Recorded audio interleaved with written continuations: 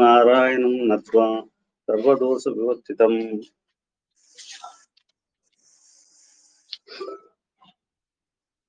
పరిపూర్ణం గురు గీతార్థం వక్ష్యామి లేశతః. పరిపూర్ణం గురుంసాన్ గీతార్థం వక్ష్యామి లేశతః. పరిపూర్ణం గురుంసాన్ గీతార్థం వక్ష్యామి లేశతః. సమస్త గుణ సంపూర్ణం సర్వదోష వివర్జితం. సమస్తగుణ సంపూర్ణం సర్వదోష వివర్జితం. సమస్తగుణ సంపూర్ణం సర్వదోష వివర్జితం. నమస్కృత్య గీతా తాత్పర్యముచ్యతే. నారాయణం నమస్కృత్య గీతా తాత్పర్యముచ్యతే. నారాయణం నమస్కృత్య గీతా తాత్పర్యముచ్యతే. ఆపాదమౌళి పర్యంతం గురుణామకృతం స్మరేత్ తేన విఘ్నాః ప్రణశ్యంతి మనోరథాః. ఆపాదమౌళి పర్యంతం గురూణామాకృతిం స్మరేత్ తేన విఘ్నాః ప్రణశ్యంతి సిద్ధ్యంతి మనోరథాః. కర్మణ్యేవాధికారస్తే మా ఫలేషు కదాచన. కర్మణ్యేవాధికారస్తే మా ఫలేషు కదాచన. మా కర్మఫలహేతుర్భుః. మా కర్మఫలహేతుర్భుః. మా కర్మఫలహేతుర్భుః. అతే సంగోస్త్వ కర్మణి. మాతే సంగోస్త్వ కర్మణి. మాతే సంగోస్త్వ కర్మణి. ఇంతవరకు భాష్యంలో పెట్టినటువంటి అర్థాన్ని చూశాము. ఇప్పుడు గీతా తాత్పర్యంలో దీనికి ఈ శ్లోకానికి ఏం వ్యాఖ్యానం చేశారు అనే దాన్ని చూద్దాం. కర్మాధికారిణ ఏవ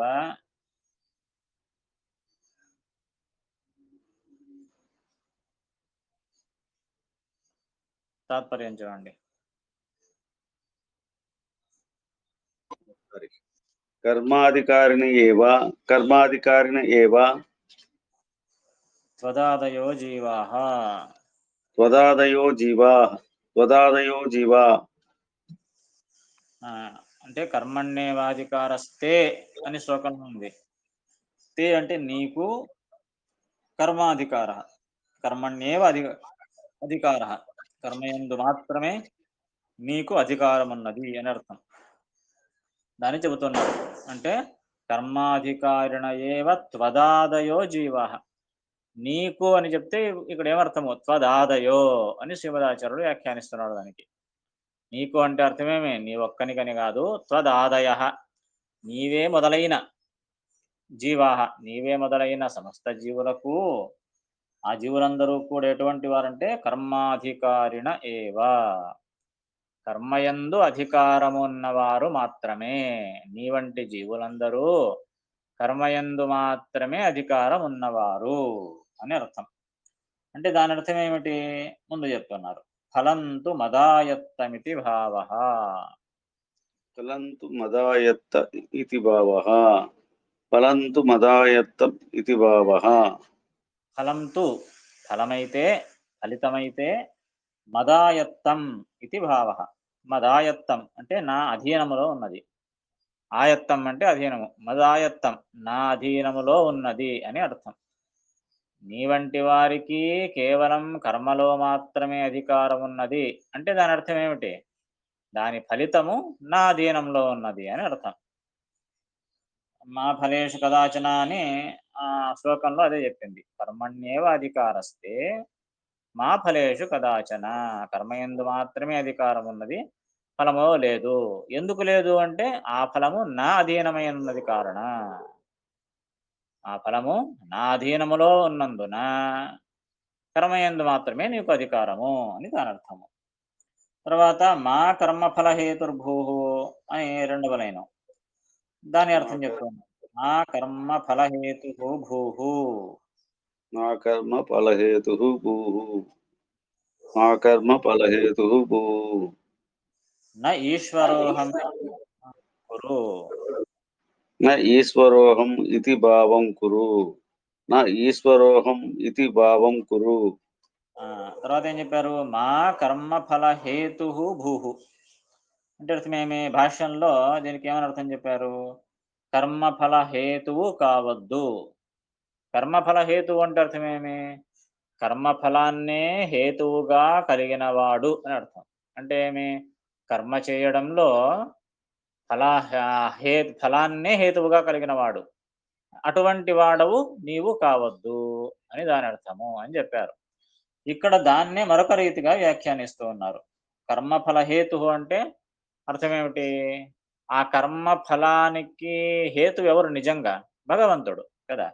మరి కర్మఫల హేతువు నీవు కావద్దు అంటే అర్థమేమి? నేనే ఈశ్వరుని అని చెప్పుకోవద్దు అని అర్థం.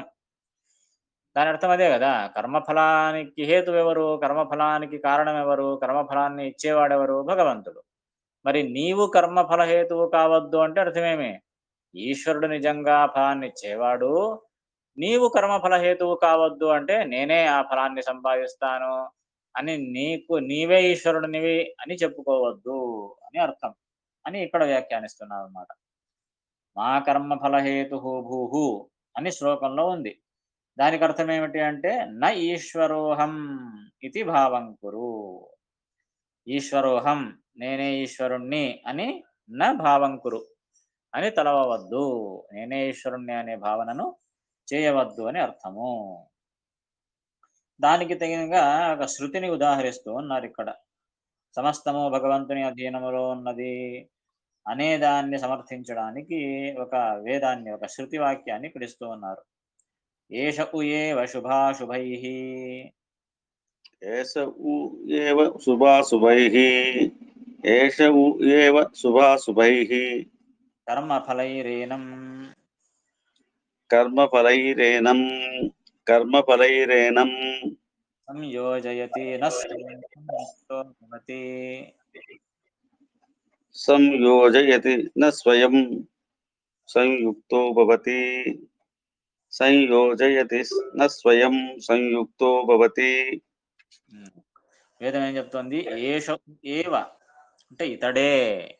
ఇతడే అంటే ఈ భగవంతుడే కర్మఫలై కర్మఫలముల చేత ఏనం ఇతనిని అంటే ఈ జీవుణ్ణి సంయోజయతి యోజిస్తాడు.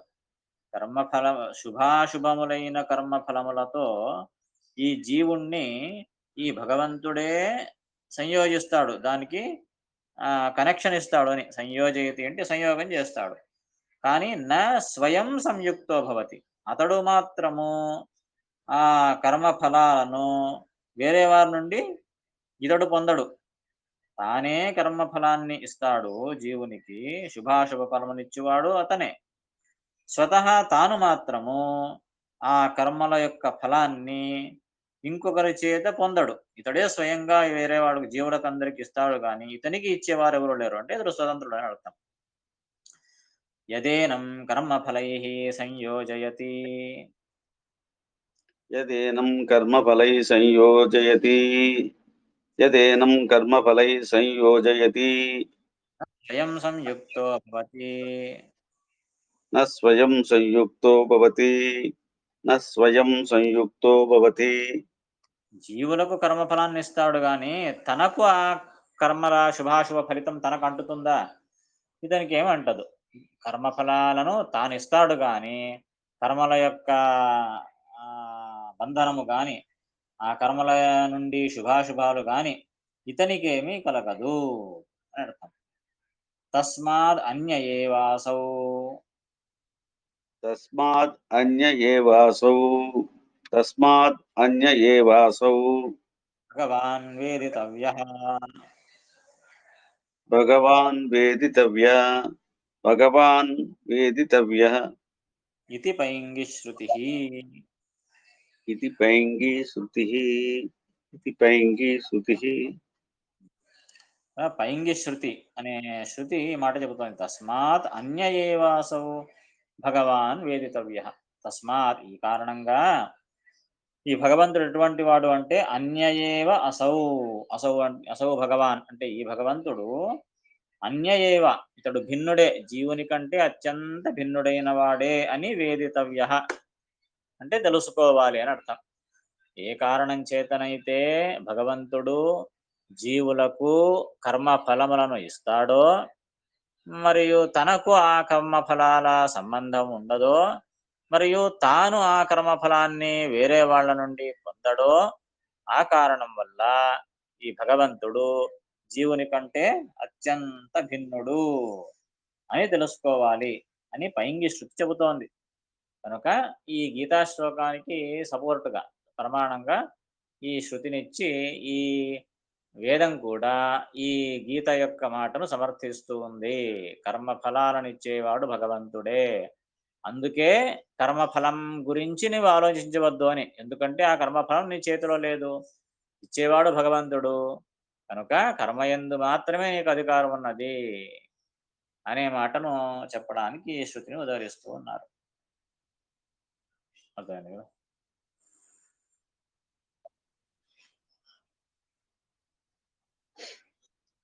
ఇక్కడికి ఈ శ్లోకాన్ని పూర్తి చేసి తర్వాత 48వ శ్లోకాన్ని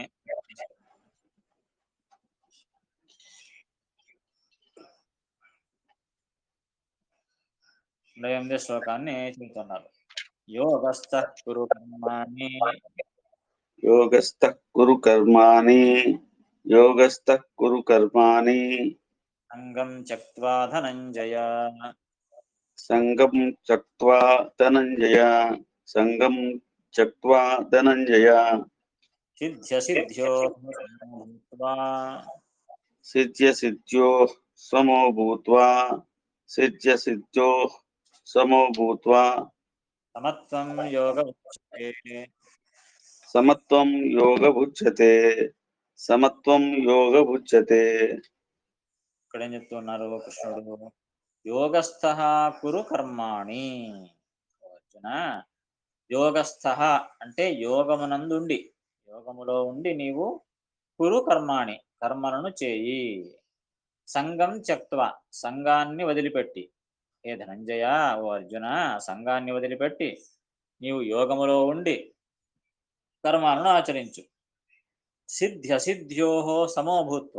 ఎలా ఆచరించాలి అంటే సిద్ధి అసిద్ధి ఈ రెండింటి పట్ల సమోభూత్వ సమానముగా ఉండి ఈ కర్మలను చేయాలి. అందుకనే సమత్వం యోగ ఉచ్యతే.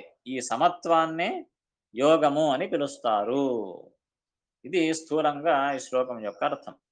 దాన్ని శ్రీమదాచార్యులు భాష్యంలో వ్యాఖ్యానిస్తారు. చూడండి, పూర్వశ్లోకోక్తం స్పష్టయతి. पूर्वश्लोकोक्तं स्पष्टयति पूर्वश्लोकोक्तं स्पष्टयति యోగస్థ ఇతి. योगस्थः इति योगस्थः इति పూర్వశ్లోకోక్తం అంటే వెనుక శ్లోకంలో చెప్పబడిన దానిని స్పష్టయతి స్పష్టంగా ఇక్కడ తెలియజేస్తూ ఉన్నారు అని. యోగస్థః కురు కర్మాణి అనే శ్లోకంతో. యోగస్థః అంటే అర్థం ఏమిటి అని చెప్తారు. యోగస్థః ఉపాయస్థః. योगस्थः इति योगस्थः उपायस्थः इति योगस्थः उपायस्थः అంటే యోగస్థః ఇది తర్వాత లేను యోగస్థః ఉపాయస్థః.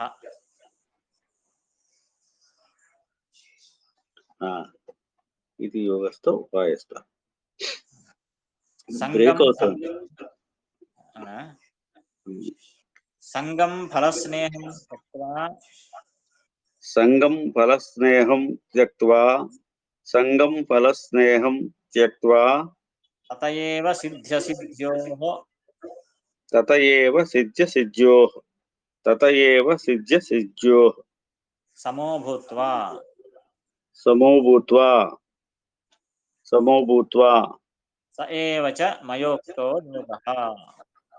స ఏవ చ మయోక్తో యోగః స ఏవ చ మయోక్తో యోగః. లోకంలో యోగస్థః కురు కర్మాణి అని ఉంది. అంటే యోగస్థః అంటే అర్థం ఏమిటి? దానికి చెప్పారు. యోగస్థః అంటే ఉపాయస్థః అని అర్థం. యోగస్థ యోగములో ఉండి అని అర్థం. యోగములో ఉండడం అంటే అర్థం ఏమిటి? యోగం అంటే ఏమి? ఉపాయము అని అర్థం. సో యోగస్థః అంటే ఉపాయంతో ఉండి. ఏమిటి ఉపాయం అంటే?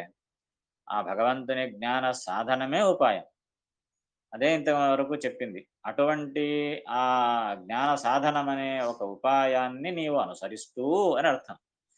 యోగస్థ ఆ జ్ఞాన సాధనమైన ఉపాయాన్ని అనుసరిస్తూ కర్మాలను చేయాలి అని అర్థం. కర్మలను ఎలా చేయాలి? ఆ జ్ఞాన సాధన రూపంగా చేయాలి అని అర్థం. ఆ చేయడం ఎలా చేయాలి అంటే శ్లోకంలో ఏం చెప్పారు? సంగం త్యక్త్వా అన్నారు. సంగం త్యక్త్వా అంటే సంగమును వదలి. సంగమును వదలడం అంటే అర్థం ఏంటి? దానికి శ్రీమదాచార్య చెప్తూ ఉన్నారు. సంగం అంటే అర్థమేమి? ఫలస్నేహం అని అర్థం. సంగం ఈజ్ ఈక్వల్ టు ఫలస్నేహం. సంఘాన్ని వదలమంటే కర్మ చేయాలి అని చెప్పారు. కర్మ ఎలా చేయాలి అంటే సంఘాన్ని వదిలి చేయాలి అని అర్థం. అది ఎలా సాధ్యమయ్యా? పని చేసేటప్పుడు పనితో సంగమును, ఆ కనెక్షన్ వదిలి పని చేయడానికి సాధ్యమా? సాధ్యం కాదు కదా! మరి ఎలా చెప్పారిక్కడ? పని చేయాలని చెప్పారు. ఆ పని చేయడంలో ఎలా చేయాలి అంటే పని పట్ల సంఘాన్ని వదిలి చేయాలి. అది ఎలా సాధ్యమవుతుందయ్యా? అందుకే ఇక్కడ సంఘం అంటే అర్థమేమి? కర్మ యొక్క సంఘము అని అర్థం కాదు. ఫలస్నేహం అని అర్థం. సంఘం అనే మాటకి ఏమర్థము? ఫలస్నేహం అంటే ఫలము పట్ల స్నేహమును వదలాలి అని అర్థం.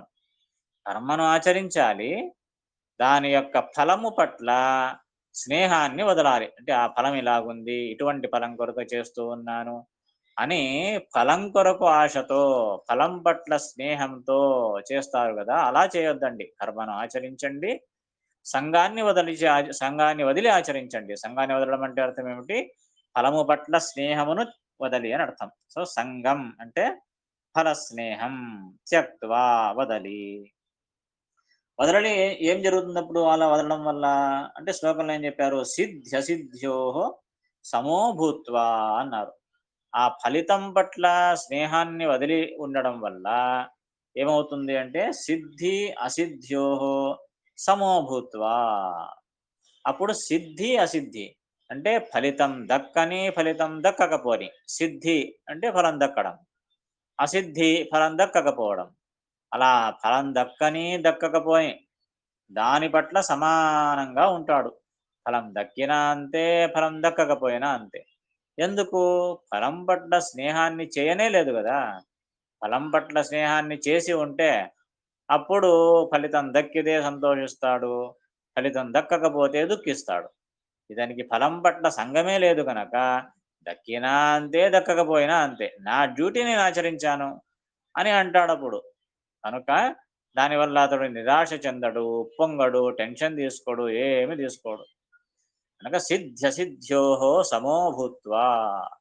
సిద్ధి అసిద్ధుల పట్ల అంటే ఫలితం దక్కని, దక్కకపోని దాని పట్ల సమానముగా ఉండి, అలా ఉండడమే సమత్వం యోగ ఉచ్యతే అన్నాడు శ్లోకంలో.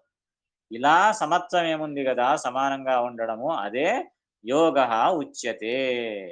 యోగము అని పిలువబడుతుంది. దాన్నే శ్రీమదాచార్యులు ఏం చెప్పారు? సయేవచ మయోక్తో యోగః అంటున్నాడు.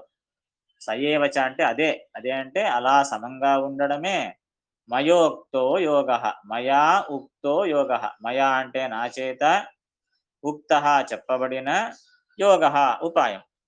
నేను చెప్పినటువంటి ఉపాయం అంటే ఏమనుకున్నావు అర్జునా? నేను చెప్పిన యోగము ఇదే. ఏమిటా యోగము? ఆ కర్మను ఆచరించు, ఫలితం పట్ల స్నేహం వదలు. ఆ స్నేహాన్ని వదలడం వల్ల సిద్ధి గాని, అసిద్ధి గాని నీకు ఒకే రకంగా అనిపిస్తుంది.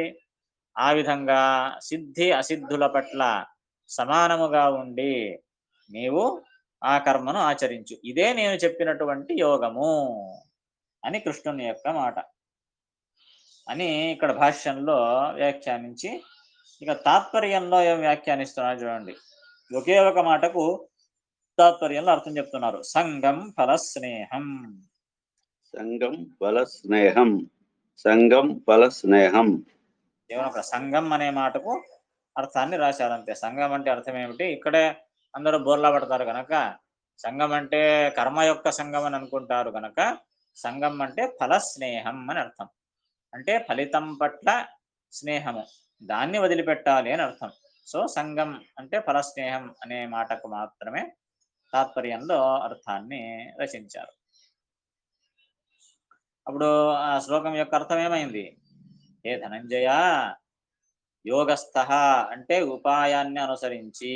ఏ ఉపాయము? జ్ఞానము యొక్క ఉపాయాన్ని అనుసరించి, తరువాత సంగం త్యక్త్వా.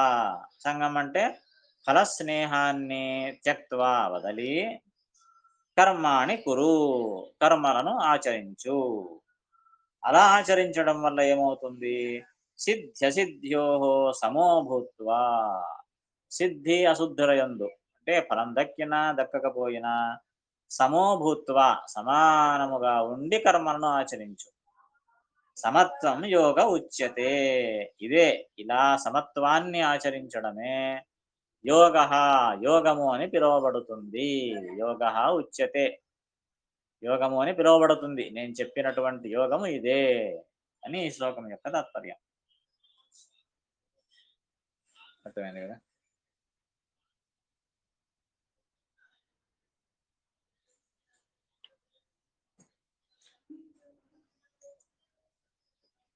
ఇందులో ఏమైనా సంశయం ఉంటే అడగచ్చు.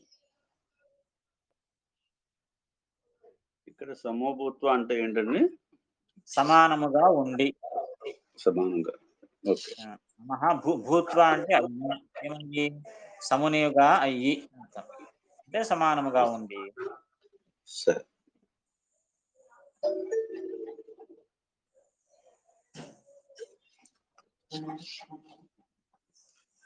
యోగస్థః కురు కర్మాణి, యోగస్థః కురు కర్మాణి, యోగస్థః కురు కర్మాణి సంగం త్యక్త్వా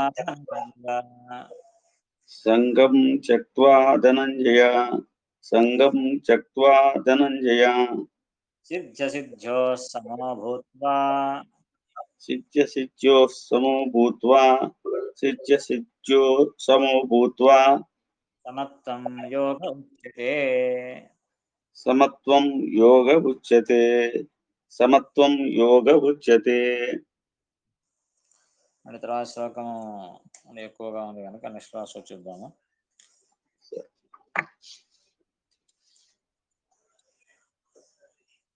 దీంట్లో